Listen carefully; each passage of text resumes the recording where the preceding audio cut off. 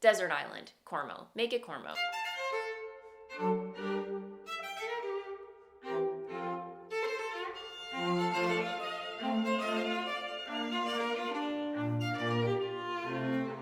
Well, hello there and welcome back to my channel. I hope you guys are doing well wherever you are in the world.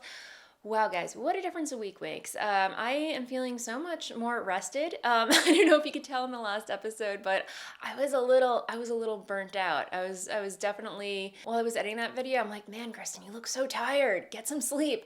Yeah, I caught up with sleep and I'm back, my friends. Welcome back if you are a returning viewer. If you are a new viewer, welcome to my little corner of the interwebs. This is a channel where I sit down every week and share what I'm making, primarily knitting, and lately it seems a lot of quilting and English paper piecing. But we tend to go down many different crafty rabbit holes, so if that is your jam, gather around, grab a cup of something, and let's get into things. My friends, it seems I have a wee case of the Startitis, and yeah, I mean, if you've been with me since during the pandemic, if you've been tuning into this channel, you might have noticed that the pandemic kind of turned me into a monogamous knitter. With everything going on, everything being so overwhelming, it was just comforting to just work on one thing and get that off the needles before going on to the next. And I kind of liked that flow, that rhythm, but lately I feel like I want to cast on all the things suddenly, and I'm not knocking it. I'm embracing it actually, because I did cast on something new over the weekend. I know last week I shared a new cast on. I'm knitting the One Cent Floral pullover by Maxim Cyr. Regrettably, I have not put a dent in that since I last showed it to you, because another pattern came into my life that just bogarted my heart, and I just had to cast on. So that pattern is I believe it's pronounced Kamkala, and it is by Johanna Ignatius, a new to me designer. I had a shop update last week, and I popped some colorways that when I saw them together, I was just like, I fell completely head over heels in love with the color combo. And that color combo was, of course, Grimm by Candlelight, Rose Water, and I mean, can we just talk about this color combination? I mean, it's my hand-dyed yarn, Voolenvine yarns on my footsie base, which I realize I don't really knit with this base. I love this base for knitting socks, but I've never knit a sweater or a shawl or any other accessory. I've always only ever knit socks with it because I don't know why. It's my go-to sock yarn. The fiber content in here is 80% superwash blue-faced luster and 20% nylon, which makes it a really great sturdy sock yarn. Very durable, but at the same time very soft. And there's absolutely no reason why one couldn't knit a garment with this or a shawl, because it is very, as I just said, very close to skin. It's very soft. So it got me thinking, I really like this colorway combination. Let me knit something with it that's not a sock. And yeah, I stumbled on the Kamkala Shawl, and here's where we are. Yeah, we have a shawl going, and as you can see, I put quite a little dent in it. I believe I cast on Sunday. Yes, I did cast on Sunday, and it's 150 stitches across, and I've just been going back and forth, back and forth. It's very, the lace bits, it is eyelet, and while for the most part this is very relaxing and intuitive, you do have to be careful. I've noticed in my experience with knitting eyelet, eyelet's tricky. It's simple, but it's also tricky, because if you mess up or miss one yarn over, it can mess up the whole juxtaposition, is that the word, of the eyelet placement. But once you get it going, once you get one row going, you can just read your knitting, and it's pretty smooth sailing from there on forward. But while you do have to pay a little bit of attention to the eyelet rows, the wrong side rows are all purl stitch, which me personally, purl rows don't bother me. Only when it's pure stockinette back and forth, then it gets me a little bit. But after knitting lace, it's kind of a respite row. It gives you a mental break from focusing on the eyelets, if that makes sense. So far, I'm thoroughly enjoying knitting the Kamkala Shawl, and yeah, I've started off with my Grimm colorway, and then using the Poe colorway as my first contrasting color. And definitely check out more of her patterns, because she has a whole backlog of mostly hats, socks. She has a few garments, but for the most part, it's all hats, shawls, socks, you know, a huge backlog of beautiful, gorgeous patterns. So I'll leave a link to her Ravelry shop down below for you to check it out. But yes, yay, new cast on Startitis. You know, hey. Yeah, so what else do I want to say other than I'm using the recommended needle size, which is a US size 5, 3.75 millimeter.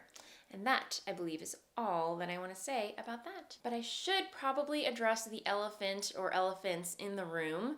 Let's talk about what I'm wearing because I'm sure I'm going to get questions about it. This is a vintage pattern that I knit 2 years ago during the pandemic, beginning of the pandemic, I want to say. This was a Serdar vintage pattern, a lady's jumper. I'm blanking on the number name, but I'll pop it in the down bar below. Very, very proud of this make because, yeah, not gonna lie, guys, vintage patterns are very cryptic. but for this pattern, thankfully, a wonderful knitter took it upon themselves to create a chart because the original pattern is written in ye old knitting, whatever it was during the 50s.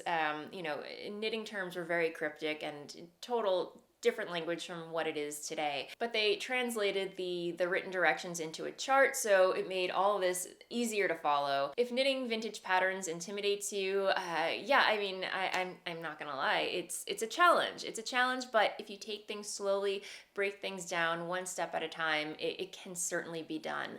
For this pattern, I actually yeah, I'm pretty sure I posted my notes, kind of like deciphering all the lingo that was used in the 50s to modern times. So if you are considering knitting this pattern, you can definitely click on the link. I'll link to it down below to my Ravelry page where I list all the translations, if you will. I mean, it's written in English, but you know.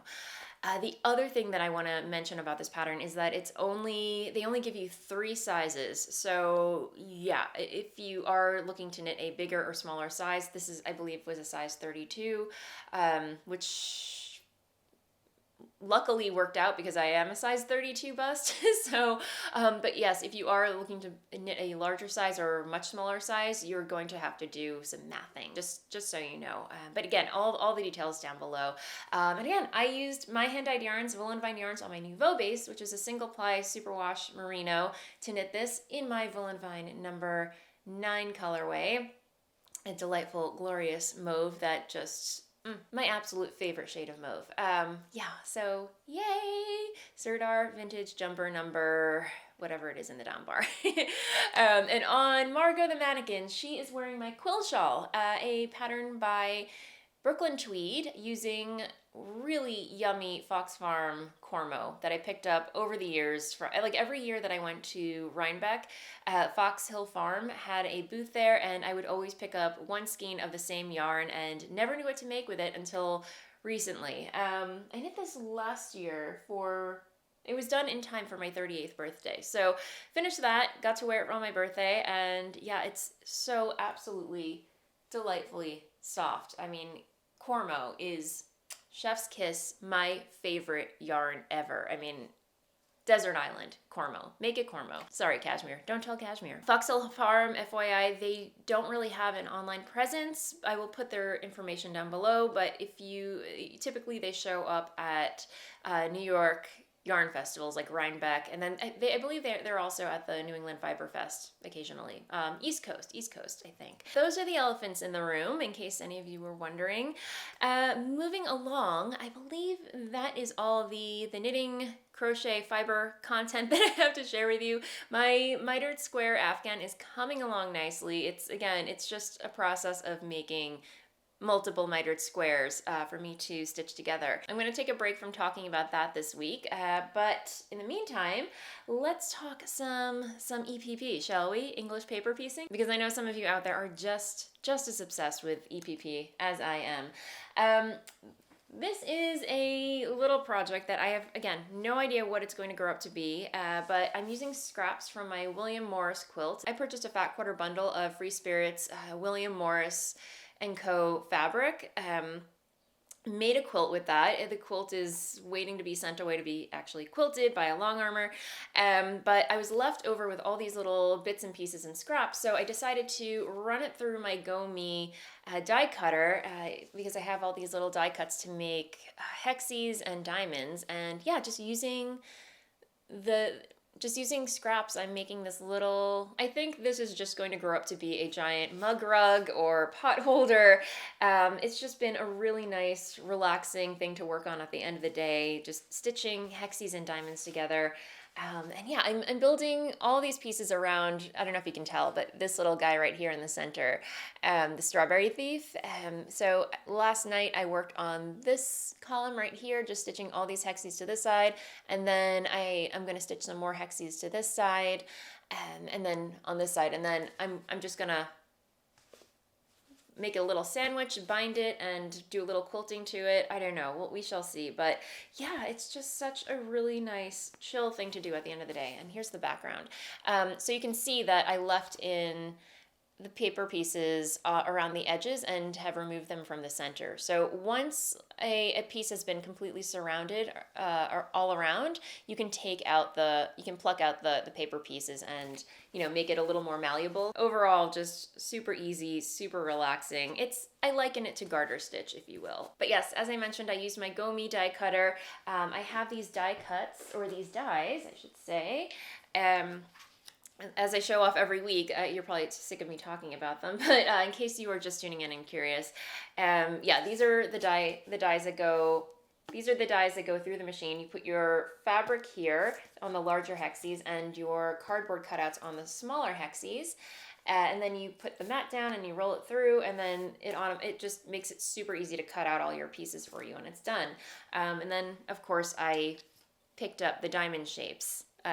One for the fabric and one for the paper. So that's where my EPP is at the moment. But the other thing you're probably wondering about is my double wedding ring quilt.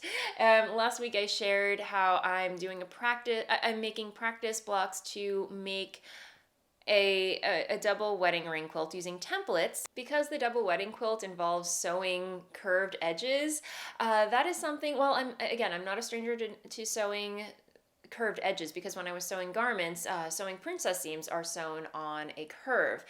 So I wasn't intimidated by it, but I've never done it when it comes to quilting. And it's not as hard, but it is a learning, no pun intended, but it is a learning curve sewing curved edges on quilts. So let me show you. The one mistake that I realized that I was making, and a lovely viewer, Devin, hello if you are watching, who is a long armor, by the way. I don't know why I'm so, first of all, long armors, you guys are amazing. While long arming isn't something that I want to dip my toes into, I truly appreciate it from afar and respect long armors, because it is a true art. And I completely get why quilters will send their quilts out to be long armed, because I did quilt an entire quilt on my home sewing machine, and it wasn't easy, but it could be done. It was a lot of fabric wrangling, and it was almost my undoing, but I got it done. But after that experience, I realized I don't really ever want to quilt another quilt on my machine again, like anything larger than a baby quilt. It's not fun, guys. I'm not gonna lie. So going forward, I am going to be sending out my quilts to be quilted by a long armor. But anyway, Devin, hello. If you are watching, thank you so much, because he left a comment in last week's video with so many wonderful handy tips for making a double wedding ring quilt. And my downfall that I realized was ironing with steam. So here's one block that I made. These are just 4 blocks sewn together, and you can see that it's starting to form the double wedding quilt pattern. When it was laying flat, I don't know how well you can see this, but there's a lot of excess fabric in here. Because I steamed it, it's kind of warped the fabric a little bit. So towards the middle, because there are curves happening, There's a little bit of puckering, and I'm blanking on the word, but it looks like there's a lot of excess fabric in here, and it doesn't lie completely flat. And what happens when you quilt it is that if it's really bad, there's no way of avoiding any of like the tucks and the stuff that would happen should, you know, a long armor quilt this. I mean, this is, from afar it looks okay, but up close, I'll see if I can get it. Yeah, you can see that it's starting to bunch towards the center. So Devin, you know, along with his other wonderful tips, said do not use steam because that will just warp it. And here are two other blocks that I sewn together. And while it's not perfect, it's way better. It's much better. It's lying flat. And yeah, slowly but surely I'm getting the knack of this. And yeah, again, it's very involved. It's more involved than just sewing straight lines. I would say one of these blocks maybe takes about at least a half an hour to put together at the end of the day. Maybe a little less, but I'll hold this up so you can see. But yeah, at the same time, it's just so pretty. I'm seriously loving the black background just because it's kind of, it really is kind of unexpected, because when you see a lot of these quilts, a lot of the backgrounds are cream or light color or white. The main double wedding quilt that I want to make, that I was planning to make, is using, where did it go? It's over there. Is using this fabric, which is a fat quarter bundle of Riley Blake's exquisite fabric collection. And yeah, it has a lot of whites. It has a lot of grays, pinks, burgundies.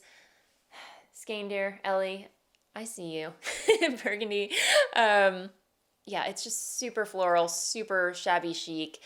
I am here for it, guys. I like the chintzy. I'm all about the shabby chic. Essentially, it turned into my mother, but you know, we don't have to let her know that. Yeah, the more I'm looking at this, the more I'm just like, I think it needs either a black background or a dark gray background. I think that'll really kind of bring out all the colors and make it more Kristen, if that makes any sense. Instead of the white, I'm thinking this needs a black background or just at least a dark slate gray to really make these colors pop. I think that would look really awesome. So yeah, plot twist. No white background. We're gonna go, I think, with a dark gray or black. We shall see. But yeah, first I really do want to get the knack of these. So again, this is just a practice test run just to get the process down, to get the technique down, because it is very involved, and I'm still learning. I'm still getting the gist and still learning. So yeah, practice. 10,000 hours later, you know, I might just finally get around to dipping into that fabric. In other news, I did treat myself to some more fabric. For the most part, I buy a lot of my fabrics from fabric.com, and also, believe it or not, Amazon. I find that they actually have a really nice selection of fabrics on there, including, what do you call it? They have a lot of Riley Blake. They have a lot of Free Spirit. It's actually where I got my William Morris fat quarter bundle, and for pretty reasonable prices as well. Yeah, and I also got this fat quarter bundle from Amazon too. So I was browsing Amazon, as I do, and I stumbled on these, what do you call them? Jelly rolls. They are Kona cotton solids, and if you know me, you know I love my neutrals. And these just spoke, like they jumped out at me, and I was like, how cool would these be in a quilt? I mean, I don't know how well you can see, but just, these are Kona solids in their not quite white color story. So it's just a combination of different shades of white and off-whites, cool whites, warm whites, just, yeah, a whole rainbow of whites, if you will. So I got one of these, and then grays. It's just a whole palette or rainbow of grays, warm grays, cool grays, light grays, dark grays. Yeah, so I don't know what these are going to grow up to be, but at the same time, they could make a really awesome, especially the gray one, a gray double wedding ring quilt. Yeah, I mean, it would be so amazing to make one of those. Oh, and then making one of those yo-yos to go in the middle. Guys, it would be so anthro. Very, very anthro. Do you know what I'm talking about? Like make a gray double wedding ring quilt out of this fabric with a black background or dark gray background, and then making those little yo-yos to put in the middle where the rings join. Oh my gosh, guys, I don't know. Ideas. Anyway, yeah, we shall see. But these totally jumped out at me, and they've been sitting in my, you know when you add stuff to your Amazon cart and then you can't bring yourself to pull the trigger just yet? You're like, oh, I want it, but not right now, I don't need it. So it's been sitting in my cart for I don't know how long, and finally I was just like, I can't deal. They have to come home to me. So finally pulled the trigger. These are here and I am super stoked about them. So yeah. Stash acquisition, guys. I'm building my fabric stash slowly but surely. Although the end goal is to eventually make a Liberty quilt one day. After watching Kate from the last Homely House, Kate, guys, I'm officially obsessed with her YouTube channel. I cannot get enough. Kate is just, again, so delightful. There's nothing like hunkering down at the end of the day, English paper piecing with Kate from the last Homely House. She's like, she can just be cooking and chatting. It's like, what's Kate up to today? Let's find out. I'm still going through her back catalog, but she is truly, truly wonderful. And I love her cats. I love her cooking. I love when she has her kids over, and it's just all around cozy vibes. I want her to adopt me. But anyway, yeah, I will link to her channel down below, because you should, if you have Startitis, if you love English paper piecing, quilting, you know, she knits a little bit, she spins a lot, and yeah, it's just such a wonderful, delightful channel. I cannot recommend it enough. Anyway, Kate, I doubt she's watching, but you're amazing. Yeah, so anyway, that, my friends, I should probably wrap things up. As far as life stuff, yeah, Dennis and I, you know, every weekend, we are weekend warriors. We are getting things done slowly but surely over the weekends, because that's when Dennis is home and that's when he can tackle the handy stuff, you know. I can wield a hammer and a screwdriver, but I don't trust myself enough. So, I usually wait till the weekends until Dennis is home and he can help me do stuff. But tomorrow, actually, we're having our shower floors retiled because, yeah, some tiles are coming loose, and whoever was living here last didn't do a proper job of grouting, and anyway, it's a mess. So starting tomorrow, that's going to happen. And then again, we're still trying to make a decision about the roof. Do we want to redo the entire roof or just patch it up, keep this original slate? Then we have to have the house guy come around, fix some windows, and replaster the outside. And then we're having a landscaper come by. Guys, it's never ending. This is going to be an ongoing process from here on out, guys. I think the main thing that I want to focus on is decorating the place, because the walls are still quite barren.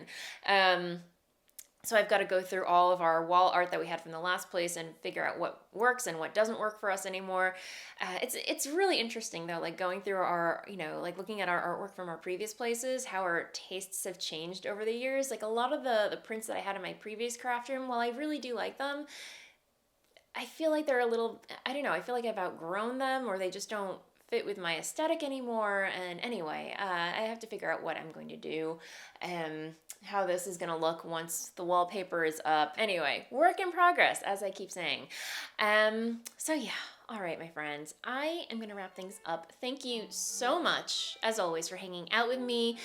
If you're new here and you haven't already, feel free to like and subscribe down below. I'm putting up videos for your viewing pleasure every week, and if you would like to support this channel, you can do so by becoming a member. All you have to do is click the join button down below this video, and for the price of a monthly fancy schmancy cup of coffee, you can get a bonus vlog from me every week. Lately, I've been publishing the Monday Waffle, which is a very, very casual vlog with me catching you up on what I got up to over the weekend, craft-wise and life-wise. But I've also occasionally been publishing bonus vlogs throughout the week, you know, just here and there, dipping in, checking in, letting you know what I'm up to, what's on my mind. and all that good stuff, so you can get some behind the scenes footage and, you know, what's behind my creative process if that interests you. So again, you can find the join button right below this video. I do want to mention that if you are trying to join from your iPad or iPhone, you might have trouble because for some reason the Safari app doesn't allow you to, so you'll have to do it on your main computer. I know it's really annoying. I don't understand why they don't have a join button on for iPhone or iPad, so but yes, if you would like to join, thank you so much for wanting to do so. All right, my friends, I will leave you there. Thank you so much again for hanging out with me. Have an amazing weekend. Happy knitting, happy sewing, happy quilting, happy making, whatever your rabbit hole may be. And I will see you next time. Bye.